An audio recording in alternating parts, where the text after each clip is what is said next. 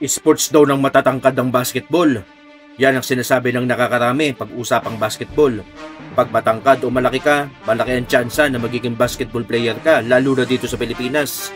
Pero hindi porke di ka nabayayaan ng tangkad, wala ka ng pag-asa maging basketball player. Paske sino pwedeng maging player basta dyan ang puso at tapang, at lalong-lalo na pagbuo ang loob, determinasyon at disiplina. At lahat ng yan ay pinatunayan ng player na pag-uusapan natin ngayon na walang iba kundi ang binansagang tenyente o general ng Barangay Ginebra na si L.A. Tenorio. Ito nga pala si Jigger Winner TV. Huwag na natin patagalin, tara't umpisahan na natin. Ang 5'9" na si Luis Alfred Vasquez Tenorio na tubong Nasugbu, Batangas ay ngayon naglalaro para sa Barangay Ginebra. Nung baby pa lang ito ay nagdelikado ang buhay nito dahil ito ay pinanganak na may butas ang puso at sobrang liit ni LA kaya almost 2 weeks na nag-stay ito sa incubator. Ayon pa sa OB-GYN maliit ang tsansa na mabuhay ito dahil sa kanyang kalagayan. Pero dahil nga sa pagtsatsaga ng magulang ni LA, ito ay gumaling at lumaking normal.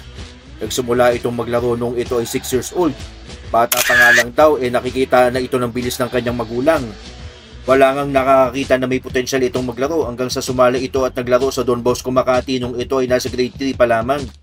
Pagdating nito ng 6th grade, naglaro ito for nationally televised exhibition game sa harap ng PBA audience. Natalo man sa laro agaw atensyong itong sa LA sa buong crowd dahil angat-angat ang laro nito kumpara sa ibang bata.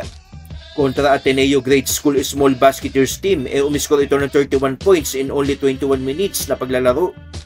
Matapos ang elementary, marami nga hindi nakakaalam, naglaro ito ng high school sa Adamson sa ilalim ni Coach Charlie D. Pagdating ng second year, lumipat sa LA sa San Beda para maglaro under legendary bench tactician Ato Badolato. He won a title in his junior year but finished just third sa huling taon nito sa San Beda Red Cubs.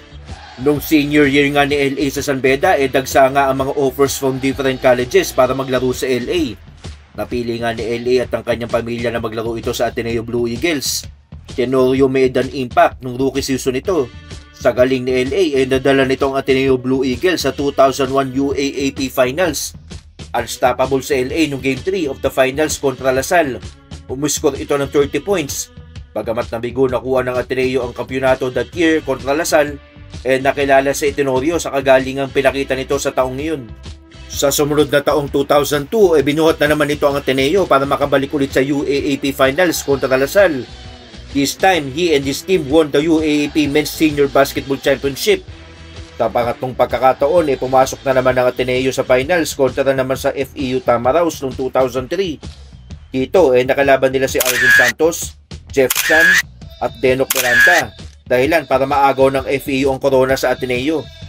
Nakabuuan naglaro sa LA ng 5 seasons sa Ateneo. Graduated with a Bachelor of Arts degree in 2006. After nga ng college stint nito naglaro ito sa Philippine Basketball League o PBL. Ito ay liga noon na last stepping stone ng mga player para makamit ang professional basketball career. Naglaro nga ito sa team na Harbor Center, Port Masters at nakuha nito ang 2006 PBL Unity Cup Championship.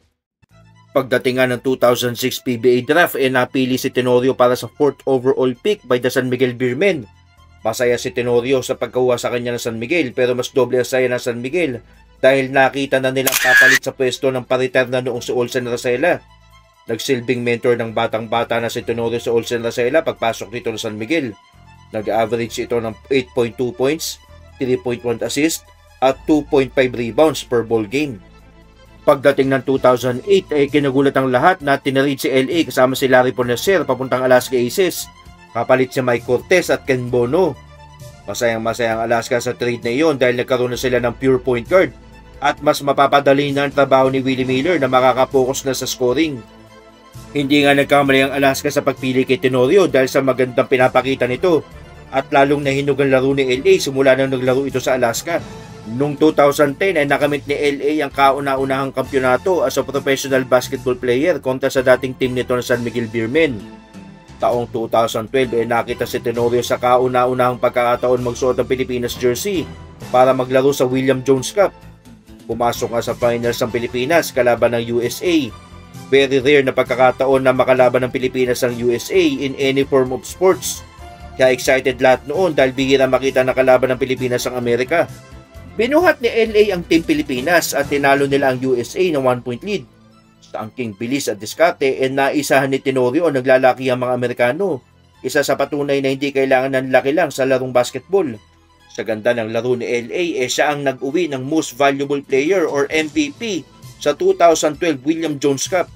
Pagbalik ng Pilipinas, tinirade si Tenorio ng Alaska papuntang Ginebra para sa 6-player blockbuster deal. Imagine ninyo mga kabasketball gaano kalakas si Tenorio na 6 na player ang kapalit nito sa trade. Pagdating sa Ginebra nga, napakagandang performance ang pinakita ni LA. Nagkaroon ng Ginebra ng court general kaya nabansagan itong general ng Barangay Ginebra. Sa taong 2013, naglaro si Tenorio sa Gilas at pumwesto ito ng runner-up at nakuha ang daan patungong FIBA World Cup. Nang dumating ang 2014 FIBA World Cup, di malilimutan ang matchup ni Tenorio kontra JJ Barea na veterano sa NBA at naglalaro sa Puerto Rico. Umiskor si Tenorio ng 18 points at nakipagsabayan kay Barea from start to finish. Pagdating ng 2016, dito inulan ng parangal si Tenorio. Nagkampiyon ng Barangay Ginebra ng taong iyon at si Justin Brownlee nga ang tumapos ng serye kontra Meralco dahil sa buzzer beater 3 na tira nito. Tenorio was named 2016 PBA Governors Cup Finals Most Valuable Player. Grabe ang tuwa ng mga kabarangay dahil matagal nang uhaw sa kampyonato ang kupunan. Nagtuloy-tuloy nga ang kasikatan ni Tenorio at magandang laro nito. Dahilan para makakuha pa ulit ito ng mga championships sa Ginebra. On June 12, 2022, Tenorio played in his 700th consecutive game. The most consecutive games played for a PBA player. Kaya natawag din itong Iron Man ng PBA. Itinanghal pa nga itong assistant coach ng Veteran Knights sa NCAA at nakakuha ng kampyonato noong 2019 at 2022. On March 21, 2023, inannounce ni Tenorio ang nakakalungkot na balita na he was diagnosed with stage 3 colon cancer. Ang buong PBA fans nga at maski outside basketball world nga nalungkot sa balitang ito. Pero dahil nga sa suporta ng mga malalapit kay LA at sa willingness nito gumaling, tuluyan nitong nalagpasan ng kaganapan na iyon. And he was declared cancer-free in September 2023. Ngayon nga ay active player pa din si Tenorio at naglalaro pa din para sa Barangay Ginebra. Ito nga pala ang career highlights and awards ni LA. 8-time PBA champion, 4-time PBA Finals MVP, 2013 PBA Best Player of the Conference, 10-time PBA All-Star, 2-time PBA Mythical First Team, 2-time PBA Mythical Second Team, 2007 PBA All-Rookie Team, 2-time PBA Order of Merit, 2010 PBA Most Improved Player, 2010 UAAP Champion, 2-time UAAP Mythical Team, 2012 William Jones Cup MVP, 2006 PBL Champion, 2006 PBL Finals MVP, 2005 PBL Mythical Second Team, 2019 and 2022 NCAA Champion. So ayan mga kabasketball ang kwento ng nag-iisang Iron Man ng Philippine Basketball at nakatatak na sa bawat Pilipino maski sa susunod pang henerasyon ang pangalang LA Tenorio.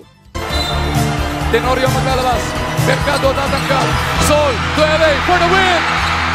Oh yes! LA Tenorio!